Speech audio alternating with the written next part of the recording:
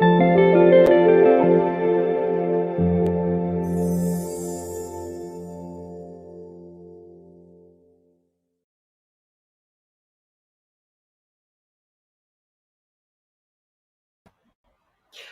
good evening. I'm Claire Lengro, and I know I'm a little late to the party tonight. I'm afraid that we had a bit of a technical hitch, so I had to restart my computer. And I don't know about you guys, but I'm watching tonight now, and I think I'm still glitching a little bit as well. Nigel Porter, all the way in the South Pole. How are you tonight? We've got some fabulous guests for you tonight. Of course, we've also got the Lengro ladies as well. So let's have a little look. Let's bring on the gorgeous Sam. Hello. That was a bit of a hairy moment there, wasn't it? It was, but Jack and I were having a laugh though backstage. We were just like, no, she's got locked out, or she's gone live by herself on her phone. Probably gone to find the sweets in the kitchen. Did you know that at the moment what we've got is we've got Mercury and Saturn going through their retrograde motion that's coming up, and so this sort of thing is really par for the course at the moment, actually. So a little technical hitch just makes people miss us more. That's all, isn't it? Let's bring on Jack. Good evening, lovely Jack. How are you? Good evening. Happy Eurovision Saturday. Thank you very much. It's on tonight, is that right? Yes, I think it is on as we're speaking now. Okay, well, we can pop off later and get the results. If the results come in early, then of course we can get those in as well. Well, I'm sure we'll win, as usual. Of course. See, I've got a feather in my cap because we had ABBA in Brighton when they won, and even though they weren't British, you know, we still had that bit of stardom from ABBA, didn't we? We've got my friend James Kislingbury to talk about his friend. He's doing something called the Bermondsey Beer Keller, which, knowing you, Sam, you love a bit of beer, don't you? I do love a bit of German beer. I absolutely do. Yeah. So we will get him on. No, I just lived there for 3 years. It's nice. Don't backpedal now. We've also got what's in the trolley as well a bit later on, Jack, haven't we? We have, yep. And if anybody out there has bought anything exciting this week and would like to share, then do comment in and tell us what you put in your trolley this week as well, because we'd love to hear. Right, let me just bring up some banners, girls, as well. So if you can carry on talking, I'll bring up the banners, and there we go. We can start to look a little bit professional.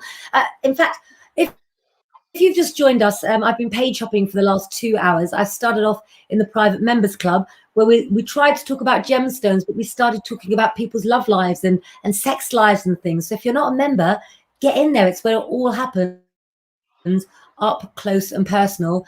And after that, of course, I went over to Derek Akora's page where I did some readings on there as well. So is there any national day today, Sam? It is. It is the International Day of Being You. So let's all just be ourselves, have a good time, because what else can you expect on an International Day of Being You? Exactly. There was a celebrity, you know, because you know I like my proverb books. There was actually a celebrity who said, you've got to be you because everybody else is already taken. Somebody's saying the sound is awful, and I have had some technical problems tonight, so I just hope that they don't carry on. I'm not quite sure what to do. Guys, let us know if you can hear us okay.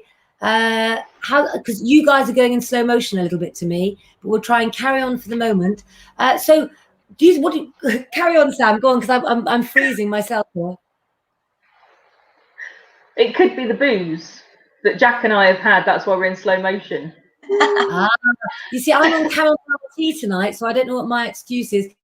The sound is okay for Janux, but Amanda Wheatley said she can't hear me. It's cutting out. Not quite sure what to do about that. We'll go on for a few minutes, and if not... Dora Dane says it's fine. Joanne Ripper says, okay, my end. Okay, well, I'm going to go straight in with a few subjects anyway, if that's okay. And you girls tell me when you're ready for some of yours. But I don't know if you know or not. This morning I was saying to my followers that I took Honey out where she was meeting a friend for the first time on her own, going to the cinema. And it was quite a momentous moment after having 4 children of my own and raising 6, to have that time on my own where I could do anything I liked for 2.5 hours. And I was a little bit lost. And I was wondering what our followers feel about when children start to get older and you find yourself with that extra time on your own. What about you, Jack, when your children started to not need you anymore? When's that going to happen? do let me know. I can't even go. I can't go anywhere without one of them phoning about something. You know, Really? honestly, or it'll be my son will be like, "Oh, what time are you coming home? You know, what's for dinner? What time will you be home?" Honestly, I could just go out for a meal or a drink, and one of them will ring or text. But hold on, Jack. So, Remind the followers how old your children are, please, because my kids are 12 and 28 14. and 25. So what we don't have is we don't have the problem of this, which is a 50-year-old Naomi Campbell's hand holding a newborn baby. Would you go through it all again, Jack? No, because I mean, I did it when I was younger. You know, I was 25 when I had my son, 27 when I had my daughter. But I think if you're Naomi Campbell, you're going to have lots and lots of help. So you're not going to be exhausted, are you, at whatever age she is? If I did it now at 53, I just wouldn't be able to cope. I wouldn't have the energy. Oh, bless you. Let's say hello to some of the followers. Good evening, Jules. Good evening, Catherine Kelly.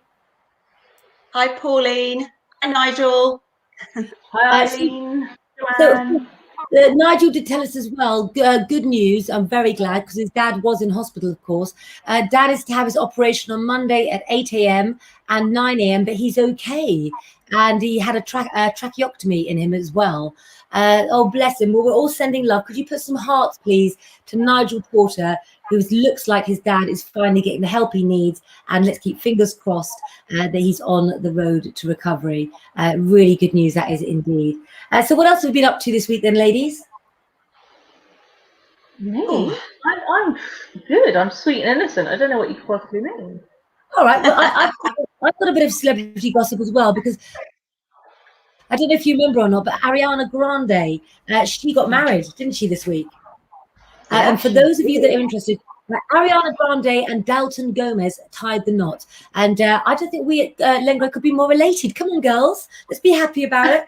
The representative for Grande, who's 27, confirmed the news of the wedding to People magazine. Since a couple have always been private about their relationship, they're yet to officially announce the same. Now, she's a Cancerian and he's a Leo. So something our followers know about is if you're next door to each other in the zodiac, then sometimes that can be that you're missing a part of each other that you want to fill in. But do you think someone like Ariana Grande with all that money and all that fame can make a marriage last? What do you reckon? Yeah, why not? I mean, I'm happy for her. I think she's had a really rough time after, obviously, the Manchester Arena attack. That did hit her hard. She went off the rails a bit, but I'm glad to see that she is settling down and getting on and having a happy life. Yeah. And I don't think it matters how much money you've got, as long as you're happy. Who cares? Yeah, and maybe we'll see the patter of tiny feet from someone who's got enough energy to run around and pick up a child, right? Rather than a 50-year-old mum as well. But good luck to Naomi Campbell as well. I think, having a child is the greatest gift in the world. But I also think that being a mum or a dad is the hardest job in the world. I really, really do. So we were asking our followers, weren't we? What about when you guys had time to yourself when your children grew? What did you do with it? Were you depressed or did you love it? Did you celebrate? Did you get back on the bottle like Sam might have? Or did you go out shopping for clothes like Jack might have? What do you think? Well, I'm lucky. Well, wow. I obviously don't have the experience of children leaving home, as I don't have any children.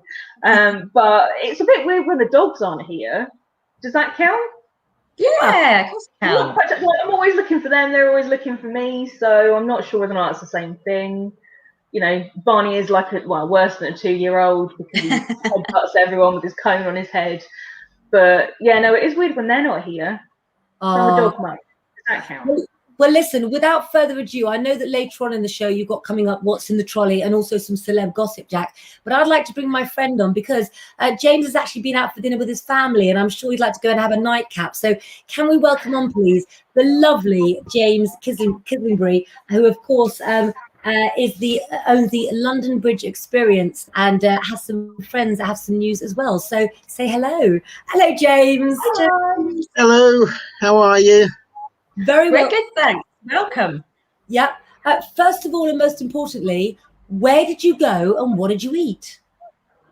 We went down to Portsmouth and ended up in a pub down there, and not the most exciting meals, but that was just lovely to get out and actually have a meal out somewhere. So my 2-year-old was running around the restaurant and destroying the place. So yeah, it's, at least she's not eating Vicks this time, so makes a change. So James, did you have your children? I can't remember. I think you got two, haven't you? Is that right? I do. I've got a 2-year-old and a 6-year-old. Do you think you So, had your children at the right age for you and your wife? yes, I think so. Yeah. I don't think there's a right answer to that, is there? They will grow up and eventually watch this. The internet is around forever. All right, I've got a very Of easy course. question. What's easier, James, work or looking after children? Which days? Of course, looking after the family is easy, wonderful, and joyful. It's nice to get away to work now and again. So it sounds terrible saying that's awful, but at the moment, my 2-year-old's in that wonderful stage of picking up everything. Everything goes in the mouth. So we went into a gift shop earlier on today, and she was picking up stones and trying to put them in her mouth earlier. So yeah, it's interesting times at the moment. Bless her. I think you haven't been back to work then at all, have you? Since lockdown, so you must have been at home with the children all this time. To a certain degree, yes. London Bridge Experience, we've not opened our doors since Halloween. So we've literally had our doors closed from March right the way through to Halloween, and for a few days over Halloween, and then closed again. But I've been trying to do a few bits behind the scenes with some other projects that we've been up to, and I've got a creams dessert parlour that's been ticking over.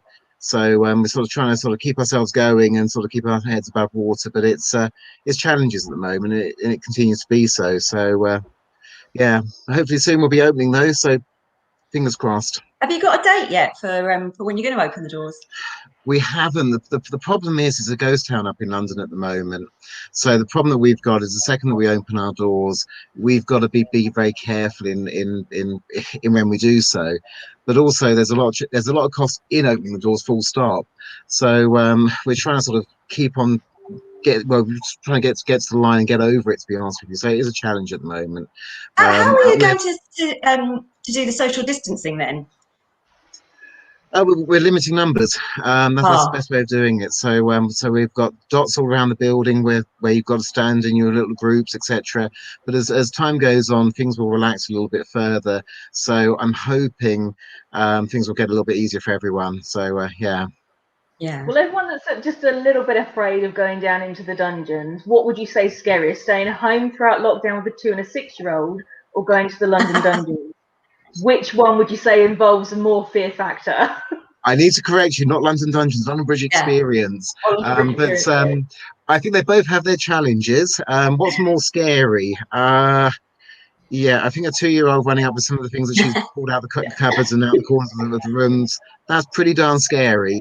I can handle, I think, what goes bump in the night down at London Bridge. I'm used to it now. But yeah, I think they both have their challenges, but I love both of them. They're both my babies, to be honest with you. My children as much as the London Bridge Experience as well. So they are very much both my babies. Well, I've been twice. I've been twice, Sam, and it is amazing. It's brilliant. You know, I'm a scaredy cat. I know you are. You know, I mean, what about if Claire and I were there to hold your hand? Well, we can't at the moment because we've got social distance, but well, my nephew's 6 and my niece is 2. So if they're scarier, yeah, I'm fine. Absolutely. Sam, come on down. I'll take you around. Honestly, I promise. I promise. I think you've got a new project that you're involved with that is more 100% down my alley. 100%. I'm involved with it at a distance, but we've got a great opportunity down. So we've got a company coming in that's opening up a beer keller. So it's a cross between beer keller meets flight club. So we've got games, we've got shuffleboards and American pool and dartboards and all sorts of crazy stuff, as well as a 200-seater capacity beer keller. So it'll be really good fun. Cheesy music as well. It's going to be great fun. It really is going to be really good fun. Is that all at London Bridge? Yeah, it's all on the same site. We've had a bit of we've had to relook at how London Bridge works as an entirety, and we've suddenly realised by shuffling around the attraction and doing some work that we had to do because of what's been going on. it's given an opportunity for something else to come on site and to take a little bit of the site as well. So it's really has been an exciting time sort of seeing that little baby develop. So they've got a holding page up at the moment with quite a funky video going on there. So certainly please have a look at it. It's very simply Bermondsey Beer Keller. I've got to double check now. It's .co.uk. So yeah, but it should be really good fun. And when things get up and running, come down for a drink and say it'll be a bit of a party. I hope. Well, So that's my way of getting what was the last address? Bermondsey Beer Keller. .co.uk.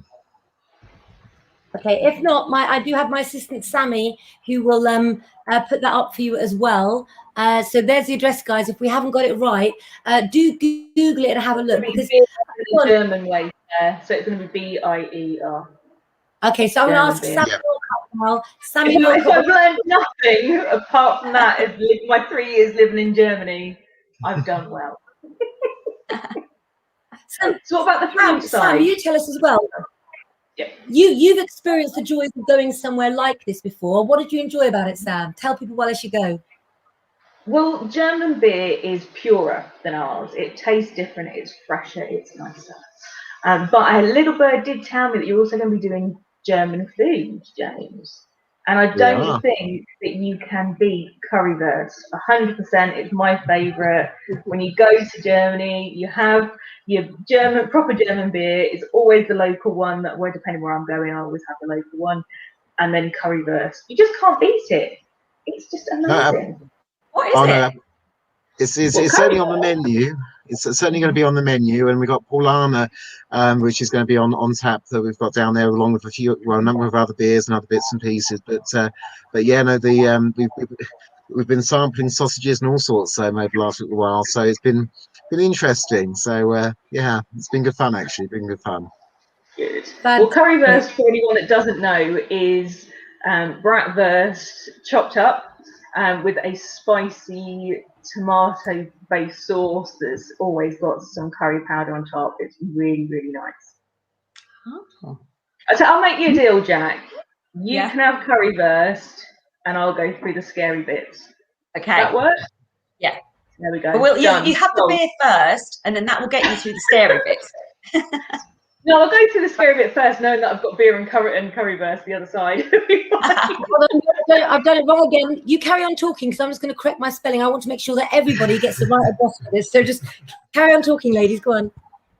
So I just want to ask James about going back to the London Bridge.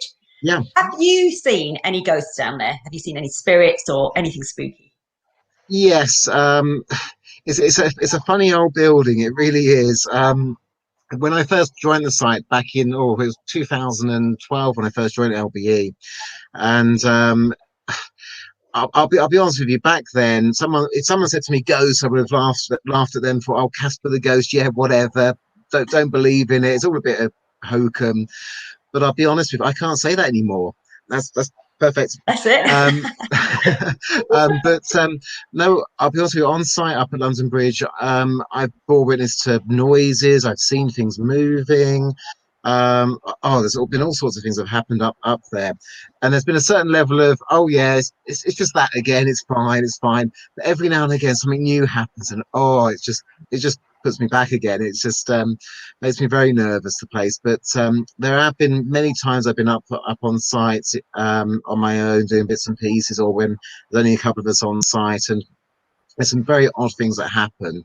Our staff have got to know a character known as Shadow Man, which is very much a well-known character around the building. Big sort of black, he's a sort of black shadowed figure.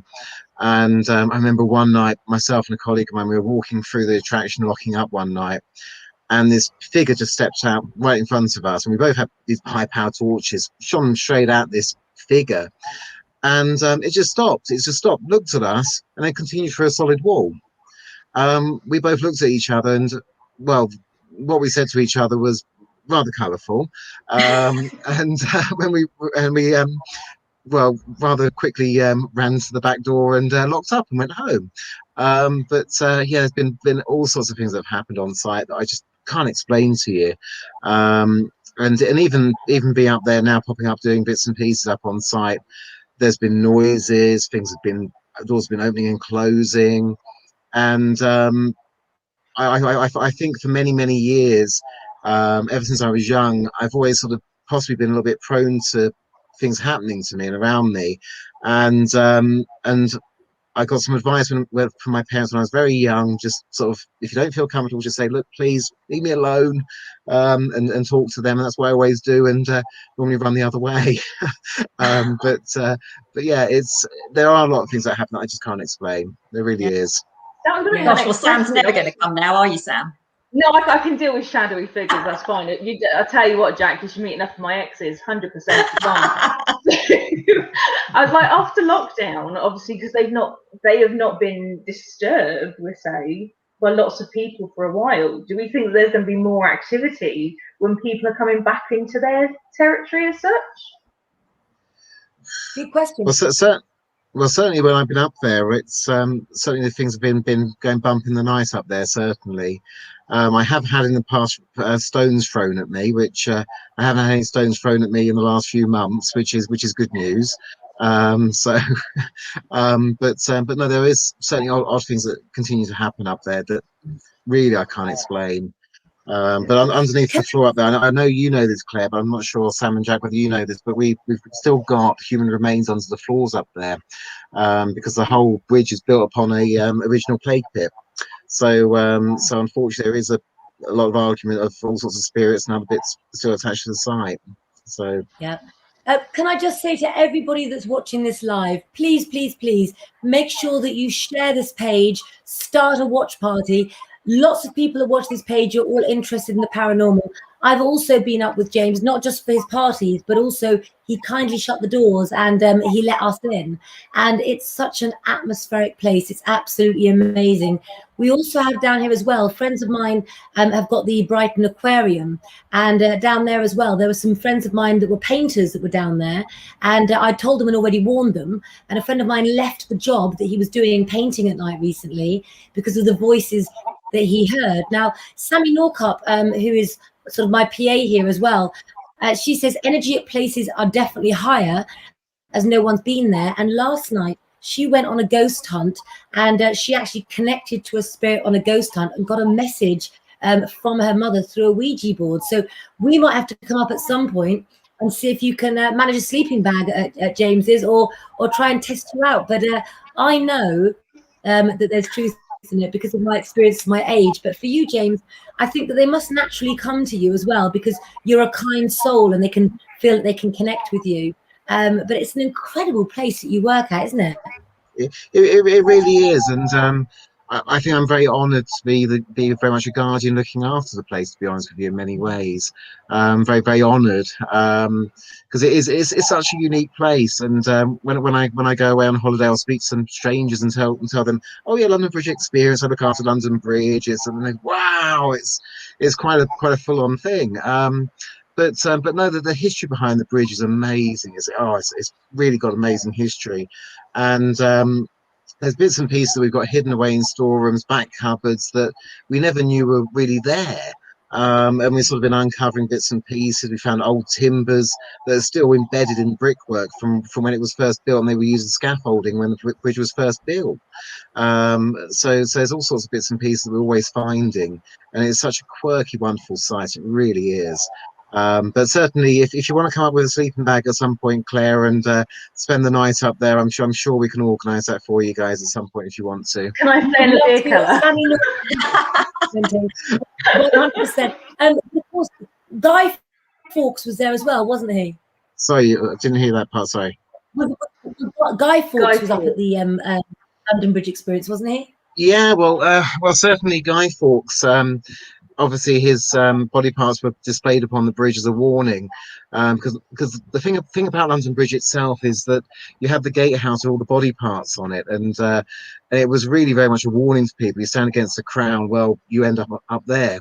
and you're riding into London on your horse. It was the main way into London, so you really got to sort of see all these body parts as a warning: don't stand against the crown, otherwise you end up there. Certainly old Guy Fawkes, his body parts were sent to the four corners of England, etc., etc. So very much dispersed, very much as a warning. But also his body supposedly would never came back together, so his spirit would never rest. That was part of the whole idea of being hung, drawn, and quartered. There was a real religious significance behind it. Yeah, I love this. I absolutely love it. It's fantastic to hear. And also what we forget is there's so many places that you can go that don't have the history, that don't have the spirit. I mean, has it been a hard job? Because you must find it a responsibility, James, to have kept the building going. And when we've been in lockdown, if it had somebody else that was running it and that owned it, they might have thought, right, I'll throw the towel in now. But I take my hat off to you to, keeping something that's so historical and so important going. Well, it's certainly been a very big challenging time for us, Claire, and by no means are we out of it yet, to be very frank and honest to you. We still have our challenges ahead of us, and we certainly do. So I can't say that we haven't, but the site itself, I think, is just so important. It needs to be preserved and looked after. I'll be honest with you, we've not received much help from the government, to be very frank to you, during all of this. But I was going to say, it must be so costly, mustn't it, to try and upkeep it and keep it all going. Well, I'll say after you, Claire. I was going to say two things. One, Boris should help you because James used to look after his bike. Boris used to leave it there. But the other thing, before you ladies carry on and ask another question, James, let's get to the crux of it. What can we here at Lengro and all of the followers watching, what can we do to ensure that that it keeps going, to support you? What do you need from all of us? Well, all that we would really love from you guys is that when we do get our doors open, please come down, come support us. We don't want anything free from anyone. We just want you to come down and have fun and enjoy yourselves. And that's from my very much heart. That's really what I want people to do. It's depressing and sad to see the site at the moment with no visitors in it, and it is. I can't tell you how soul destroying it is. You work so hard on something and you walk around, and yes, okay, it's lovely that I can walk around as I'm the only one on site, or I'm one of only a handful of people there, and I can sort of look at things and play with things. But it's sad as well that it's just so depressing just seeing it in that situation and walking out onto the streets of London and seeing the streets of London so quiet. I think it's very, very important. Obviously, its safety is obviously a priority for everyone and anyone. But I want people that when they feel confident and happy, and once we are safe to do so, to please come and support London, come and support the attractions in London, come and have a great day out. There's some wonderful stuff in London that is not on the main tourist route. Even ourselves, to be honest with you, we're not a Merlin of the world. We don't have big budgets, but we would love you to come and support us, come and spend some money with us, and just have a great time. That's all we want. That's all we want. Well, 100%. Even though I'm a big baby, I will 100% be there when all restrictions are lifted, and we'll go down there and have a good time. I'm sure of it. Even without the beer, we'll still have a good time. Good. Absolutely. Guys, have you been there? If you haven't, then make sure that you get there. Get on the website and have a look as well. And also, we've got the address up there as well for the Bermondsey Beer Keller. The London Bridge Experience with the incredible James Kislingbury. Who knows? We may go up there and do a live from there soon, guys. But you don't want the Merlin entertainments. You don't want the predictable. This is something that is rooted in the history of England. It's a part of London, and every time I've been, I haven't wanted to leave. So, James, you will come back and talk to us again, won't you? Oh, please. It's my honour to come and spend time with you guys, and I really do mean that, Claire. I always enjoy coming and seeing you. So, absolute pleasure. Well, having seen Sammy's comment on the side, you might want to be careful because it looks like Sammy and Chris are on their way with their sleeping bags. Just in case they're there on the door. You know who it is. If we do go opposite with the Lengro family, of course, Sammy and Chris Norcup will have to come up with us as well and do it. And I think we should go up. We should do a live and promote the London Bridge Experience as much as possible and all the things that go with it. But guys, do support them and support British businesses. James is an amazing man, and you will have a time that you will not forget. So, James, go and have your nightcap. Enjoy the family. I'm sure your daughter's picked up something else that she shouldn't by now. And we will see you again soon. Oh, thank you, James. Thank you, James. Thank you very much. Lovely to meet you all. So thank you. Thank you. Bye, James. Bye. Awesome to see you, James. It says Catherine Kelly. I'm not joking, guys. I've been up to the London Bridge Experience, and it's the next place on my list when I go to London, without a doubt. So book your tickets. It's recommended by the Lengro family. And let's have a little look. I think it's time for a little bit of celeb gossip, don't you? What have we got on the agenda, Jack? Okay, well, it was Cher's 75th birthday this week, and so she's just been celebrating that, and it's just been announced there's going to be a biopic out about her life. She first moved to LA when she was 16 and became friends with her future husband, Sonny Bono. She was a backup singer for him, and then they married in 1964 and they became a duo. They had a huge hit with I Got You, Babe. And then they got divorced in 1975, but then she went on to be successful in her own right with, do you remember Gypsies, Tramps and Thieves? Love that song. Well, of course I love that song. Well, yeah, and then she had a great film career after that with, remember Silkworm, Mask, Witches of Eastwick, Moonstruck, Burlesque, and she was also in Mamma Mia, wasn't she? The second Mamma Mia. Indeed, yeah. So she's 75 and still looks amazing and still going strong. Oh, incredible. My goodness, doesn't she look amazing brilliant for her age? She looks absolutely brilliant. She really, really does. Let's have a little look. We've got something now. Who was mentioning the royals earlier? Oh, wow. Go on, Sam. Take it away. There was a link there. There was a link with the royals, but I can't remember what the link was. But instead of linking the link, let's have a little royal look at life now. How about that for a link, guys? Well, what night was it on, Jack? Can you remember? I can't remember which night it was. It was on Wednesday. When did I do my interview with Gwen? Thursday. Thursday. So it was on Thursday night. Because we watched it. I watched it. Saturday. Yeah. It's very confusing. Thursday was a very busy night for us all, let's be honest. And if we'd watched Panorama in real time, we would have missed you and Gwen. Yeah. So I'm glad I watched it on catch up. But it was basically, it was Panorama's investigation into the 1995 Panorama interview with Princess Di. And yeah, what are your thoughts, Jack? Jack knows my thoughts. I literally was messaging her straight away afterwards. He was saying was Martin Bashir faked some documents which he took to her brother first to make him paranoid, basically, and say, these false bank statements. And, basically people are out to get you. People are trying to do this to you. So he became paranoid. And then Diana became paranoid because she thought people were out to get her. And that was his way in through the door so that he could interview her. So she trusted him, and her brother trusted him, and that he could interview her. So now then Prince William and Prince Harry spoke out, basically saying that the BBC found out about this, but they didn't do enough to investigate it and bring it to the fore, because if she had become aware of it, then she might not have done the interview, and then she might still be alive today. Now, Sam, go on, Sam. Yeah. Because obviously you already know what I'm going to say, Jack. Because we know what you're going to say.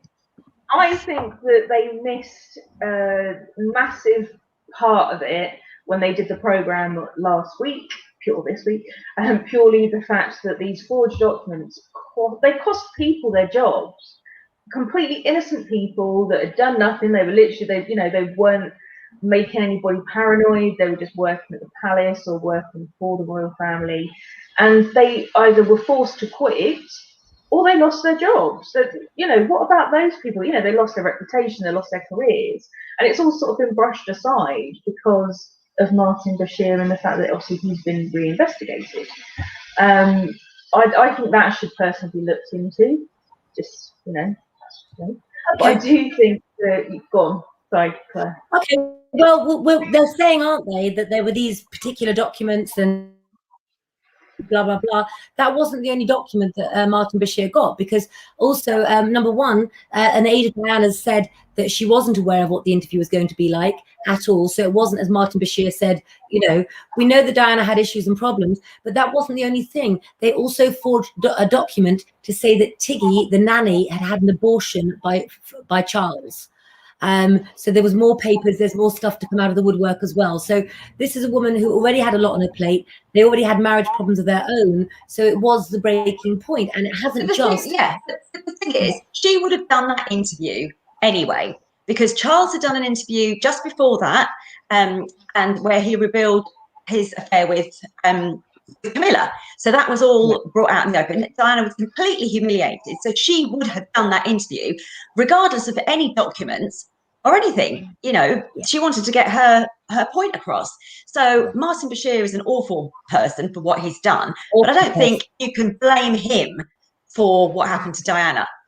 No, I mean, as we just, I don't think that you can blame this interview for Princess Diana's death. The person to blame for that death was the drunk driver. Exactly. To me, I think, a lot of bad things did happen from the interview and from these forged documents, but I don't think you can blame a drink driver for a drug accident. I don't agree with you. I think Martin Bashir said that he was too ill. He was ill the other day and he couldn't sort of talk about it and stuff like that. I think the man needs to be stood up and he needs to be made a public example of for what he did in the press. Absolutely. Yeah, what he did was absolutely outrageous. But she was in a state anyway because of what Charles had done to her all those years, and Camilla. So why are why are they completely blameless? And it's not just Martin Bashir's fault. I think he played on her insecurities. Yeah, I definitely. think he saw an opening and he manipulated that, which is obviously how we got the interview.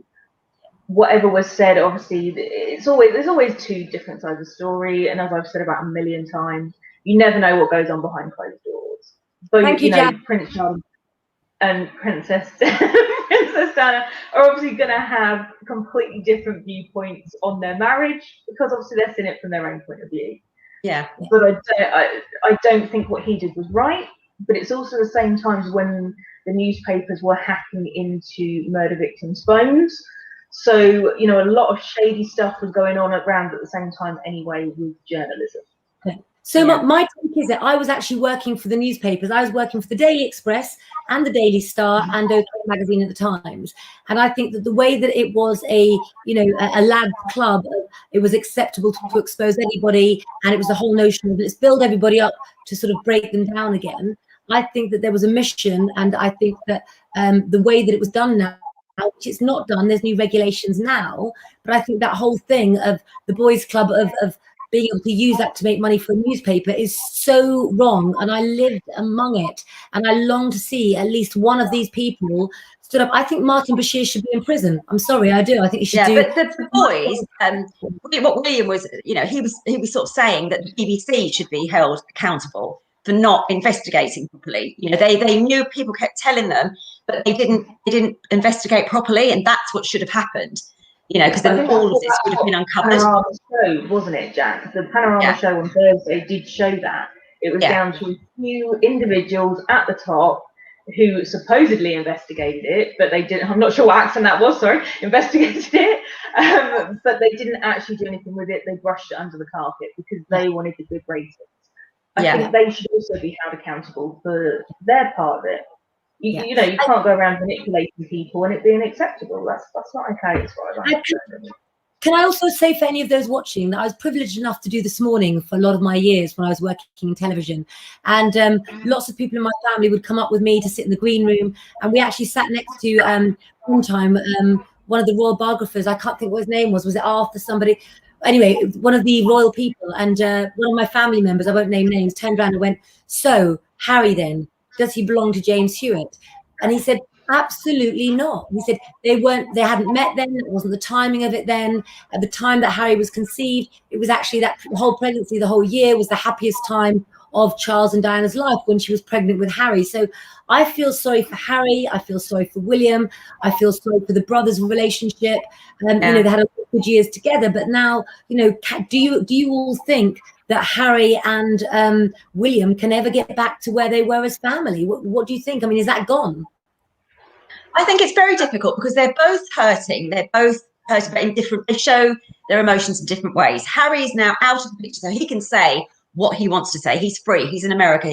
You know, William is going to be the king, so he has to be careful how he says things. So, but they've both got that in common, haven't they? They've both lost their mum at a young age, so they'll always have that connection. They'll always be close. No matter what we think, I think the brothers will always be close. And let's not forget, guys. Yeah. Sorry, Claire. I was going to say, let's not forget, guys, that in our own families, when we have a family problem, what have they had thrown on the mix as well that's going to make them more emotional, more irrational, more needing to blow it all out? Of course, they've had Prince Philip's death as well. And, you know, that's going to add to them wanting. They've lost their mentor, you know, they went to him for advice and things. So I think there's more explosive words to come. And I think there's going to be a lot of things that all sides do where all sides are going to regret things they do. So nobody's going to be innocent in the end. It's not going to be Harry's right, William's right, the BBC's wrong or whatever. Everybody's done things that they shouldn't have. And that's part of all of our lives, isn't it? And it's sad to see. Pat was just there that Princess Diana said, no, it's the comment further up. She's put a comment further up that, she said that Diana said to her best friend after she'd done the interview, she regretted doing it because saying to the world she was in love with James Hewitt, that it hurt the boys. But I think that was just a woman that was really angry and really wanted to get back at Charles. So she said things and then afterwards she regretted saying them. But isn't that's just hurt women, isn't it? Yeah, I was going to say that. Is it just me, or when you look back at the 1995? Well, hang on, I'm trying to work out whether or not I would have been born in that year if I was actually 21. No, it's fine. When you actually look back at the 1995 interview, you can see that she is hurting. Yeah. It's not like you are sitting there and, you know, she's stone cold and, you know, it's just, you know, it's done out of vengeance or anything else. It's not done like that. You can see that a woman who is in pain. Yeah, and she's just expressing herself. Personally, if I was William and Harry, I would look back at it and look at the interview and say, do you know what? The things that she said, you know, just she was showing the happy moments of her life. Mm. So it's, you know, yes, she said she may have regretted saying that she was in love with James Hewitt, but he made her happy at the time. And obviously she, you know, she didn't have that long left after then, unfortunately, because it was only a couple of years, wasn't it? But, you know, she needed to take happiness where she found it. And I think in that interview, you can just see a hurt lady. Same as, I don't know if anyone saw Prince William talking on Friday morning after the Panorama interview on Thursday night. And you could just see a hurt little boy. Like, I know he's going to be our king and everything else, but you could see that hurt child there that just needs someone to blame. Yeah. And, you know, I feel bad for them because obviously if Princess Diana was here, would this still be going on, or would it be done, dusted? She would have put her foot down and that would have been it. No more using her name, no, or anything else. So also a lot of people were saying, you know, she played the press. And yes, when she was on the yacht with Dodie Fayed, she sort of called the reporters and told them, I've got something to tell you or for you to see. And she had staged photographs of her sitting on the diving board. But there must come times in anybody's life where you're thinking, well, if they're going to follow me and they're going to use me, actually, I'm going to give them a good photograph or give them something back and play with them. So let me just, I'm not going to cover your face there. Let's have a look. I hope Harry and William get together again, says Joe Barnett. But I do think media are stirring things up for Harry as well as Piers Morgan. We all know what Piers Morgan can be like. Harry and Meghan are doing a lot for mental health as well as William is. Well, when we launched Lengro magazine, we were actually involved with the charity that William and Harry had started together for mental health. And then, of course, when Harry left, now William and Kate look after it on their own as well. So it is such a shame, isn't it? Yeah. Yeah. I think they both want the same end result, but they're just coming at it from different points. You know, no matter which way you look at it, you know, yes, they are the royal family, but they are still human. And they had a great tragedy in their life, and they're still just trying to pick up the pieces. And every You time know, the it's got person I feel really sorry for at the moment is the Queen. She's just Yeah. been through so much, and now just constantly all this stuff is coming out. Every week there's something, isn't there? And this poor but woman, Queen, you know. the Queen is a woman who, from a young age, you know, during the Second World War, she went out and she went to the air raid shelters and she did her thing. She's a woman who can do her job, and I know kind of hope she is. Yeah. that Charles wouldn't be king, because I didn't think he could do the job the Queen could do, and I don't think Prince Charles does want the job at all. Michelle Hayes says Diana had an eating disorder, was paranoid and unreasonable and very hurt. She wasn't in a good place. But you know, often with my clients, eating disorders are a sign of somebody turning on themselves as a cry for help, and that's really what she was doing from when she got married. And as she was getting married, she had the eating disorder, and it came in and out of her life as well. And Michelle Hayes as well says, vulnerable, not unreasonable. Yeah.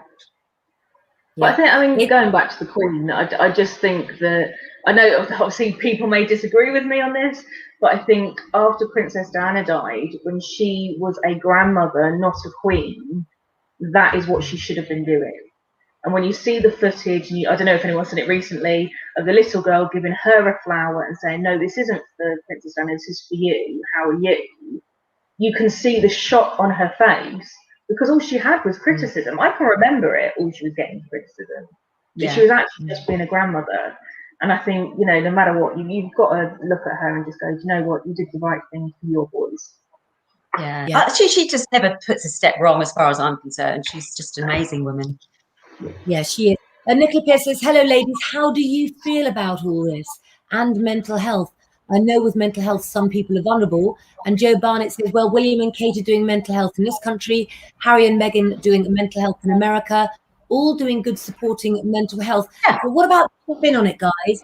Don't you think that putting the royals' families' problems to the side for one moment, in fact, we've got other things to go on to, so I'll let you have a final say on it.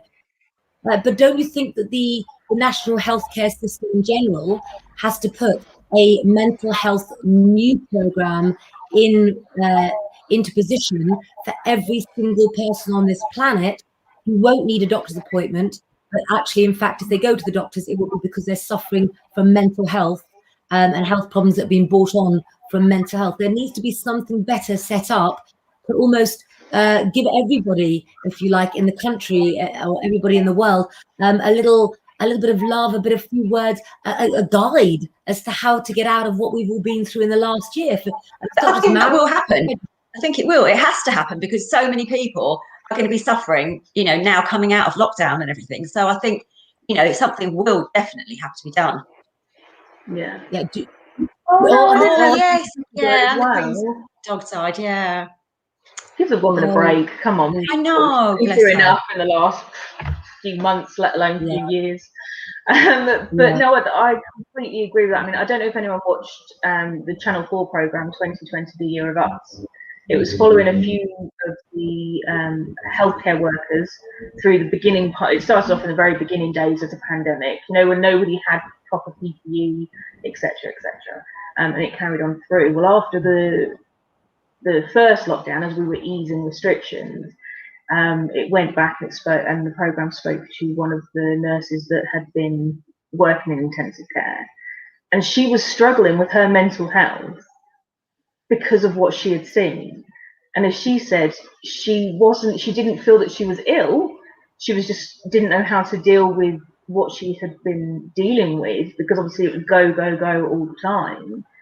But I do think that something needs to be put in place, especially for our frontline workers. Just, you know, if they can only do one, rather than getting us all help, you know, just focus on our health system and our first responders as such, and get them the help they need for everything they've seen throughout the pandemic. Yeah.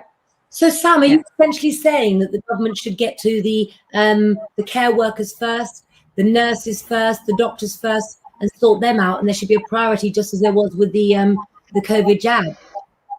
Yeah, I think if anyone watches that program, they will see how these individuals were struggling. And that was obviously all those months ago. It was literally just after we come out of lockdown number 1. And they obviously, when we went into lockdown number 2, etc., they were literally thrown straight back into it. So yeah, I do think that they should have more support. You know, it's very nice that they've had a very, very slight pay rise, but I think they need more support for themselves. Yeah, I think I you're also absolutely wonder about, you know, the children, like the little children that have just, all they know are masks. So when they start going back to school and when eventually masks are taken off, I wonder how they're going to cope with just, you know, this whole new, you know, whether they'll be scared or, I don't know. They may have had a fear. Go on, sorry, Claire. They might have had a fear. They may have had a fear instilled in them where they need to be, you know, anti-backing their hands all the time, or where they're frightened. And wearing a mask to keep safe. Yeah. Go on, Sam. I mean, back to you. Go on, because I know you're interested. So I can feel it bubbling. When I was at the Grotto, obviously in December, it was when we were in the tier system. And lucky enough, the Grotto finished just before we went into another lockdown. You could see that the tension's there with the children. They don't know how to deal with it. They didn't know, you know, the different bits and bobs. And obviously, children are going to go and play with other children. You know, you can't put them in a, you know, you can't put them in a straight jacket and go, no, that's it, you can't do that. They don't necessarily understand, but you can tell the difference between the children that have had the support already, be it from parents that are psychologists anyway, because we did have a lady who was a psychologist, and the children who had been born into it, so they only recognise people with faces like half a face, and they were happy. You know, and then you did see some people, and they were a little bit of children, and they were scared because you only had half a face, especially when I had an elf hat on as well, and obviously I've got long strings that have eyes. Yeah, I was just eyes, and you know, the people that I genuinely felt sorry for were those that were hearing impaired, because obviously at that time we didn't have the masks that had the clear panels, so some of the times I had to take a big step back, pull my mask down so that he could, like one of them could lip read for what I was saying, and that's obviously one of the children and you know, and some of the parents as well. So obviously then putting the mask back on so they can then come closer, so that then obviously you can take them through. But they were, you know, they were confused. There was a lot of confusion, but everyone was happy they got to see Santa. So that's all you can really ask for, isn't it? Santa was still there. Exactly. Never stop believing. Always, you know, I think that every day, if we take the individual responsibility to make another person's life feel good, to give them some love, some support, whether they want a hug or they just want you to sort of wave to them and give them a conversation, depending on how they feel, I think it's all of our job. For example, Honey and I got on the bus this morning. We had a really shitty bus driver. And he was really rude to us. And as we walked up the stairs, I said, do you know what? That could put me in a really bad mood for today, B, but I'm not going to let it. And there's that knock-on effect, isn't there? So we all have to be our own carers, or we all have to take on the role of carers ourselves to each other. So maybe we need to remember that, you know, that person that we'd normally beep at and give the finger to, or we wouldn't hold the door open for, let's all show each other a bit more love, I think, don't you? We don't know what they've been through, do we? So, yeah. And that's the thing, you never know what anyone else is going through. No, and I just think that, you know, just be kind. It doesn't cost anything. It's one of those free things in life. Yeah. Why not? Exactly. You know, the NHS are the heroes of everything that's been going on. And, you know, if you do know an NHS worker, then do make sure that maybe arrange a little party for them, do a little whip round something. You know, at the end of the day, they all need a bloody good holiday in Barbados or something. They are the unsung heroes. They really, really are. And as Catherine Kelly says, always be kind. I have a question slightly changing the subject now tonight, Jack. Yeah. What's in your trolley? Oh, what's in my... What is in the trolley this week, Jack? Should I do a drum roll for you? Yes. What have I got in my trolley this week? Oh, gosh, where's that? Oh, yes. Have you got the picture there? No, this is my daughter in a cowgirl hat. Around the house. I've got lots of friends' photographs, but I seem to have lost the what's in your trolley logo thing. I do have this that you've got right here. Is that correct? Yeah, so I bought... Oh, no, I don't know if you say Beluzu or, well, I don't know, but it's Beluza. pesto. There's different pestos that they do, and I got the rose harissa pesto, which is absolutely unbelievable. It's amazing in bolognese and pasta dishes, and that was Anthea Turner with she used it recently for her ratatouille. And then the other one I had was the artichoke one, which was actually recommended by Piers Morgan. I know a lot of people don't like Piers Morgan, it's upside down. I load yeah, that so upside down. that's truffle and artichoke, and that is amazing on toast with avocado on top. So that's what was in my trolley this week, and I recommend that because it's gorgeous. But I had to sort of do my trolley when I got home because I've been out today and I kind of forgot that we're doing what's in your trolley. But actually, I did get something in my trolley that I've never got before today because I've been drinking far too much tea with far too much sugar in. Could you tell? So I decided.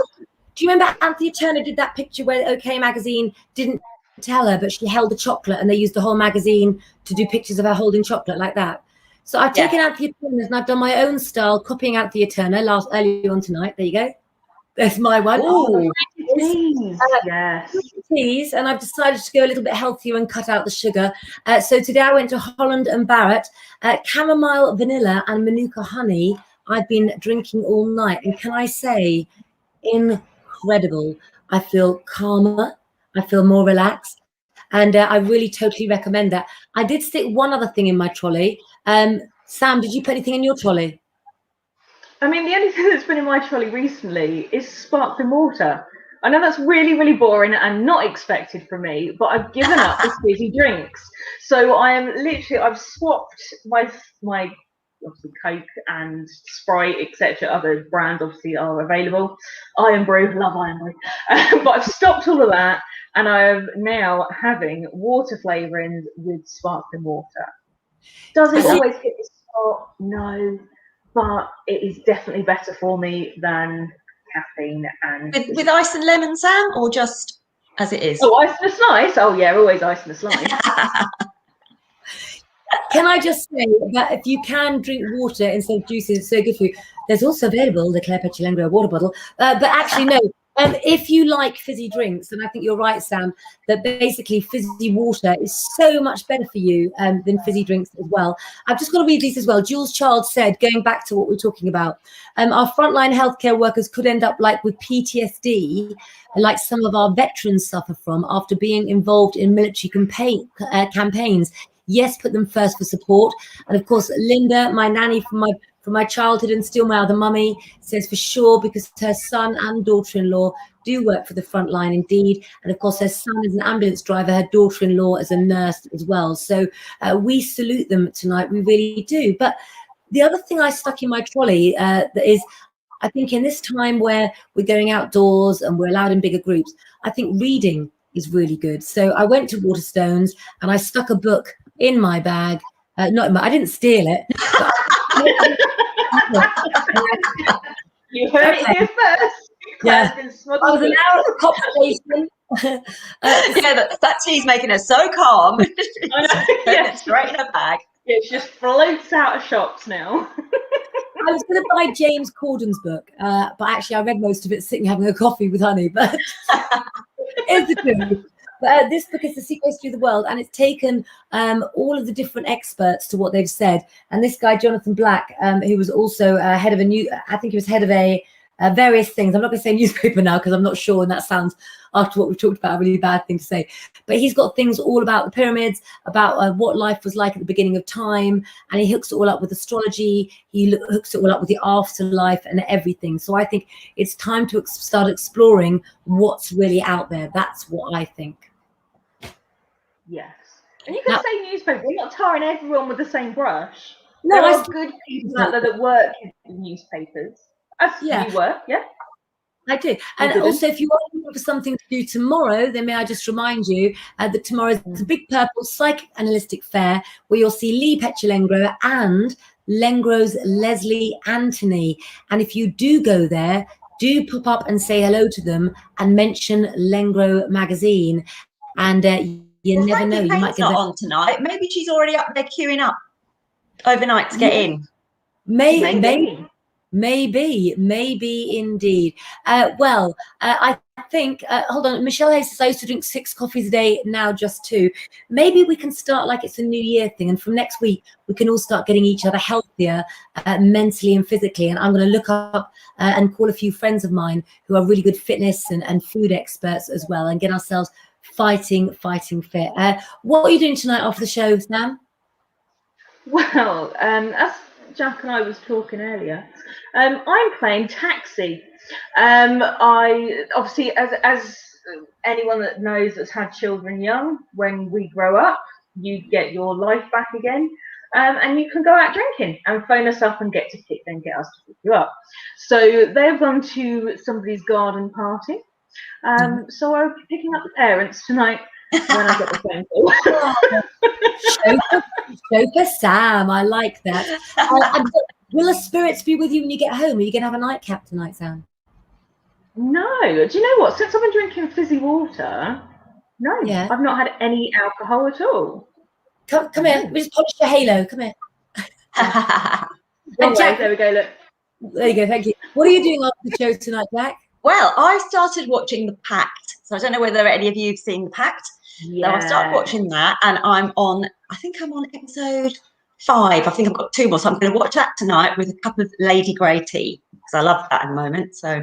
Oh, well, I'm going to strip off as soon as this live is over, get my gym jams on and get into bed with Honeybee because Lucy's on a sleepover, and watch whatever she wants and cuddle my little girl, because that's what I feel like doing tonight. Go and hug your close ones tighter. And if you haven't got a close one, then make sure that you join me on Monday at 8 p.m. right here, where you will never be alone. We love you guys. Stay safe and take care. And thanks for joining us. See you later.